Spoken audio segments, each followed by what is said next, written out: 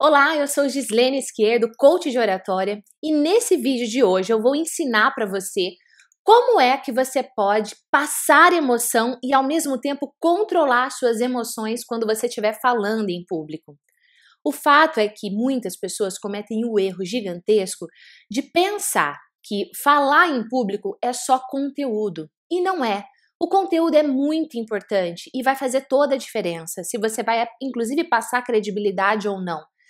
Mas o controle emocional, a forma que você vai se expressar passando emoção é o que vai realmente garantir que a sua audiência vai prestar atenção em você do início ao fim da sua apresentação. Mas como é que a gente faz isso? Fica comigo até o final desse vídeo que eu vou te contar exatamente o que e como fazer. Antes de contar para você, eu quero te dar um exemplo. O momento mais desafiador que eu não vou te dizer que foi o mais, mas assim, tá nos top 5 dos momentos mais desafiadores que eu tive na minha carreira. Foi o primeiro treinamento de oratória presencial que eu tive que fazer depois de um acontecimento muito marcante na minha vida pessoal. Que acontecimento foi esse? Em junho de 2011, para ser mais exata, 1º de junho de 2011, meus pais, meu pai Antônio e minha mãe Terezinha, resolveram fazer uma viagem. A gente morava, meus pais moravam, eu ainda moro, em Londrina, no interior do Paraná, e eles resolveram fazer uma visita para os parentes no interior de São Paulo. Ia reunir a família inteira, tio, primo, enfim, mas só os dois iam, o resto da família não ia, eu e meus irmãos não íamos, enfim, e saíram só os dois para ir fazer essa viagem. Minha voz chega até a embargar de lembrar disso. Mas enfim, vamos lá. Quando eles estavam passando por um trecho de perto de Ourinhos, que é uma cidade também do interior de São Paulo, não sei se você conhece ou não, tinha um trecho da pista interditado. E nesse trecho interditado, meu pai era o último carro a passar. Então, um lado da pista estava parado e meu pai era o último que estava passando do lado que estava liberado. Só que veio um caminhão do lado de lá da pista e invadiu e acertou meu pai em cheio. O carro do meu pai não tinha airbag. E minha mãe, para se proteger, jogou os braços para frente, o que quebrou o braço dela em diversos lugares. E o meu pai, o cinto realmente o prendeu, mas ele ainda deu um tranquinho, bateu o peito no volante do carro. Só que meu pai estava bem, minha mãe estava muito mal, porque ela tinha quebrado vários ossos, enfim. Quando meu pai ligou pra gente para contar o que havia acontecido, eu me desesperei e falei pro meu irmão, não, eu vou com você para Ourinhos, eu quero ver o pai, quero ver a mãe. Eu fiquei muito preocupada, porque minha mãe, ela é alérgica a várias coisas. E uma vez ela passou mal e foi pro posto de saúde e injetaram um negócio na minha mãe que ela quase morreu.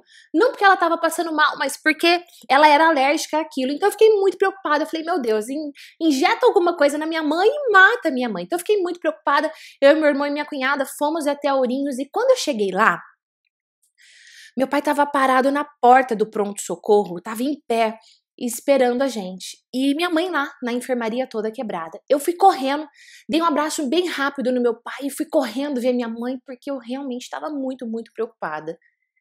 E foi passando o tempo, meu pai foi com meu irmão resolver essas coisas de DPVAT, enfim. E eu fiquei lá na enfermaria com a minha mãe, cuidando dela, ela estava realmente muito mal. E fato é que, passado um tempo, meu pai veio até a enfermaria onde a gente estava. Eu estava em pé do lado da maca que minha mãe estava deitada e tinha uma poltrona do outro lado. E meu pai veio, sentou e acalmou. Quando ele deu essa acalmada, ele começou a salivar muito, babar, falar mole, sair secreção do nariz. E eu vi meu pai morrendo diante dos meus olhos. E quando eu vi aquela cena, eu fiz um escândalo, veio a equipe médica, levou meu pai. E foi a primeira crise cardíaca que o meu pai teve. E aí eu voltei toda disfarçando para minha mãe e tal. Ai, esse espanhol teimoso, chora no caldeirão do Hulk.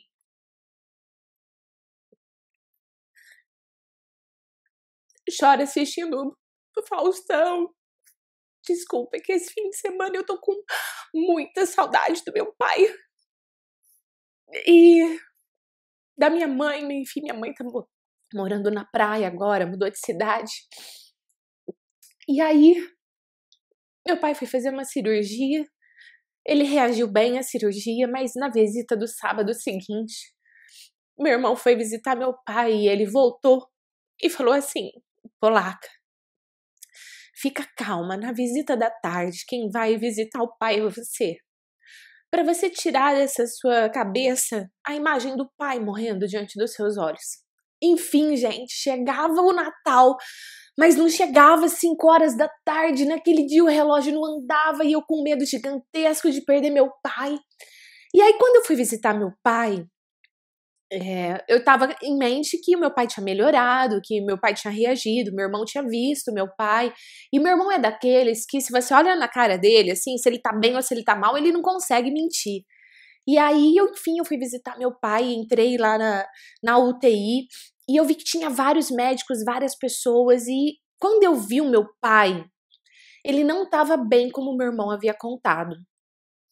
Ele estava com 2 tubos aqui, que sugavam o sangue que escorria dele. Não era o suficiente, vinha um enfermeiro e limpava o rosto do meu pai. E quando eu vi aquilo, eu pensei, caramba, e agora o que eu vou fazer? Só que se eu expressasse o meu desespero, a equipe médica nunca me falaria a verdade. Eles nunca me diriam realmente o que estava acontecendo com meu pai. Então, por dentro, eu estava muito desesperada. Mas por fora, eu estava firme. E aí veio a equipe médica, conversou comigo, explicou o que tinha acontecido, que eles tinham colocado meu pai em coma induzido, porque se ele ia ficar muito nervoso com os tubos e tal, então ele estava em coma induzido. Quando eu saí, eu não aguentei, eu desabei, contar tudo pro meu irmão, enfim. E eu me lembro de eu sentada no meio-fio de pronto-socorro de hospital, enfim, é uma cena que eu não desejo pra ninguém. Eu me lembro de eu sentada no meio-fio, chorando desesperada, escondida do meu irmão, escondida da minha cunhada, escondida da minha mãe, porque quando eu entrava lá pra ficar com a minha mãe, eu tinha que estar bem, eu tinha que deixar minha mãe forte, com esperança. E pra minha mãe a gente tava dizendo que meu pai tava tudo bem, ele só tava numa ala separada pra controlar as emoções. Enfim, tem momentos da vida que a gente mente pra, sei lá, proteger o outro, pra ajudar. Enfim. Eu sei que meu pai melhorou, meu pai saiu do coma, meu pai ficou bem. Ah, esqueci de contar uma parte importante. Quando eu vi meu pai daquele jeito, eu fiz o meu momento de oração. E eu falei assim pra Deus: meu Deus, tira meu pai dessa, deixa meu pai voltar pra Londrina, deixa meu pai ver minha mãe, deixa meu pai ver meus irmãos, deixa meu pai voltar pra Londrina, tira meu pai dessa. E passado 1 mês e 12 dias, o meu pai voltou pra Londrina. Meu pai ficou bem, a gente conseguiu uma UTI móvel para trazer meu pai. Meu pai voltou para Londrina, meu pai viu minha mãe já estava em casa, minha mãe reagiu bem. Foi muito desafiador. Eu não sei se você já teve alguém hospitalizado, mas é um momento muito doloroso e a minha mãe reagiu bem, a gente foi fazendo tudo para poder ajudá-la. E aí meu pai voltou para Londrina. Meu pai viu minha mãe, meu pai viu meus irmãos, eu vi meu pai e ficou com algumas sequelas, porque ele teve derrame, enfim, foram várias coisas que aconteceram nesse 1 mês e pouco. E minha tia estava em Londrina. Inclusive, meu pai viu minha tia, a irmã dele, eles têm uma ligação, eles sempre foram muito conectados, enfim. Eu falei, puxa vida, né? Meu pai voltou para Londrina, viu minha mãe, viu meus irmãos, viu até minha tia, que bacana, minha oração foi atendida. E 2 dias depois que meu pai voltou para Londrina, meu pai faleceu. E aquele abraço que eu dei no meu pai, na porta do pronto-socorro, foi o último abraço. E por que eu tô te contando isso? Porque 1 mês depois, eu tinha o meu primeiro treinamento de oratória. E o treinamento de oratória é um treinamento que eu ensino as pessoas a como passar a emoção quando elas estão falando em público, como elas controlarem as emoções, porque senão a sua voz sai trêmula, você fica com aquela pizza de tanto que você sua, aquela pizza embaixo do braço, você fica com aqueles vermelhões. E se você controla muito as emoções e não se conecta com o público passando emoção, chances são que você não vai transformar, chances não, fato é que você não vai transformar o seu público, você vai ser mais um que jogou um monte de conteúdo e que não gerou transformação. E os meus treinamentos, eu ensino a pessoa como é que ela fala bem, com uma alta performance, organizando as suas ideias, mas como é que ela controla as emoções e como é que ela passa emoção diante de um público. E tem momentos que a gente tem que associar e sentir toda a emoção, e tem momentos que a gente tem que chorar se for preciso, não como uma máscara, não como uma técnica de teatro, mas como algo que realmente é seu, algo que vem de dentro para fora. Eu acredito que oratória é algo que vem de dentro para fora.